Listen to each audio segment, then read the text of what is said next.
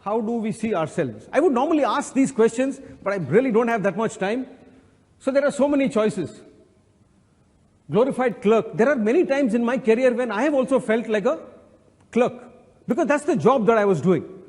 It was expected that time of me, probably. That's my defense of how I felt. But maybe now when I look back, maybe I was wrong. Maybe that is how I felt, and that was wrong to have felt that way. But I did feel that way. So if there are some people here who feel like a glorified clerk, it's fine. A keeper of policies, even. Supervisor, manager. So let me ask the younger people, how do they see themselves? Let me start with the GCs. Chal bhai. Who's the tallest? 182, 180. How tall are you? 188. That is the stratosphere you were talking about. Yeah. Bolo, how's the air up there, buddy? Yeah, bol. Bol. Good, na? Bol. How do you see yourself, son? Zabardast. Thank you. Sit down. There's no conversation. He's ended my conversation by saying he sees himself as a leader. I wonder how many of you all would have said the same thing. Everybody knows her. Actually, somebody there said none of us. The problem is, most of us don't see ourselves as leaders. Technically, he would have said, sir, I'm a cadet. I don't know which day of the week is it, what time of the day it is. I go by that hooter and the siren and everybody running. I'm just running. That is how it is. But he still chose to say leader. And I haven't coached him. Please.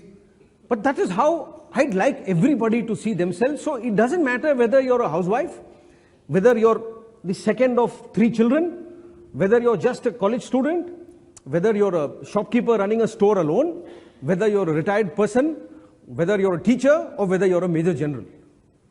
If we choose to think we are leaders, then probably we will start behaving like leaders. Now, what is it that leaders behave like? We will try and see. But I will skip all this. Now, how many of us see ourselves in these attributes? We have a senior vice president, or an associate vice president, or a vice president, or a senior manager products, or a general manager, AGM, so on. So he has subordinates, he or she has subordinates. We're very fond of stability. We don't like anybody to rock that boat. So if everything is going as per schedule and you're chugging along, so it's great. And your graph also chugs along gently, everybody's happy, shareholders get their 4% return per week, per month, whatever it is, very happy. But that is stability. We all like it. We seek objectives. Day after tomorrow, I want to see that report.